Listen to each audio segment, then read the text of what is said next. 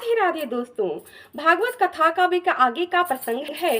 त्रिगर्त राज्य में एक ब्राह्मण रहते थे। उनका नाम शेष नारायण था। वो एक विद्वान थे। समाज में उनका बहुत सम्मान था। किंतु उस ब्राह्मण विद्वान को इस बात का बहुत दुख होता था कि हमारा कोई पुत्र नहीं है जो महान योद्धा हो, बलवान हो। ऐसे पुत्र की वो हमेशा इच्छा रखते थे। उनसे द्वेष भाव रखने वाले अन्य ब्राह्मण एक राजा के दरबार में पहुंचे। वहां ब्राह्मण मुनि शेष नारायण भी उपस्थित थे। प्रथम सम्मान राज दरबार में इन्हीं ब्राह्मण को दिया जाता था। किसी ज्ञान की चर्चा पर ऋषि ब्राह्मण जानकारी दे रहे थे। अब वहीं पर जो विरोधी ब्राह्मण थे वो उठ खड़े हुए, बोले राजा से कि हे राजन, सुनिए, आप किससे ज्ञान सलाह ले रहे हैं?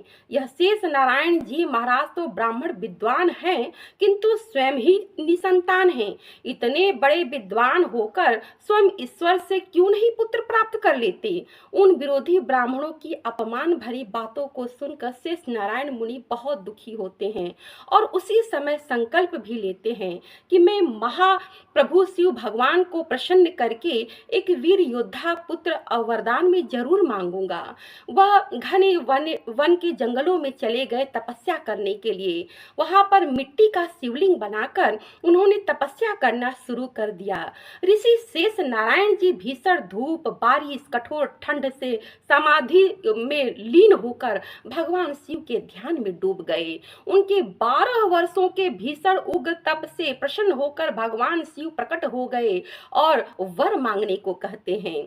ब्राह्मण ऋषि ने कहा कि भगवान, मुझे ऐसा पुत्र दीजिए जिसे संसार का कोई योद्धा अस्त्र शस्त्रों से हरा न सके।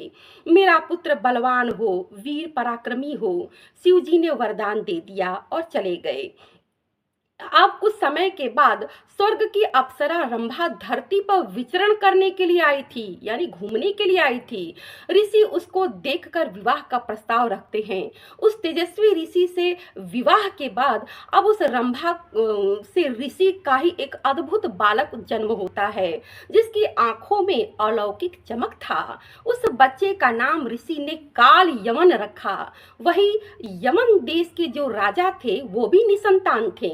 ऋषि शेष नारायण जी से यह तेजस्वी बालक मांगते हैं कि हे मुनिवर, हम निसंतान हैं, हमारे राज्य भार का कार्यभार को संभालने के लिए इस पुत्र को दे दीजिए।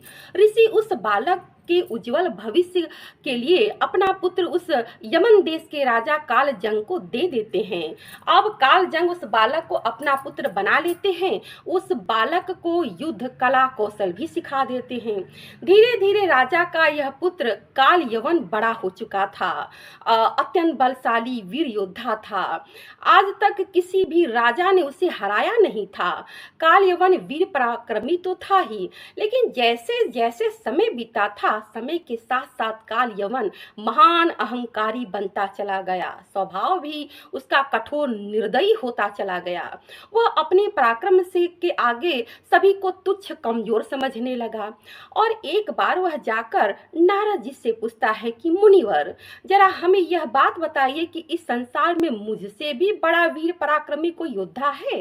नारद जी उसकी बातों को सुनकर थोड़ा मुस्कुराने लगते हैं और कहते हैं, काल यमन, सुनो, तुम भ्रम में जी रहे हो। अरे तुमसे भी ताकतवर, बलवान, पराक्रमी वासुदेव श्री कृष्ण जी हैं। वह मथुरा में रहते हैं। काल यवन ने कृष्ण जी को कभी नहीं देखा था, लेकिन नारद जी के मुंह से कृष्ण भगवान की प्रशंसा को सुनकर उसको अब कृष्ण भगवान को घोर शत्रु समझने लगा।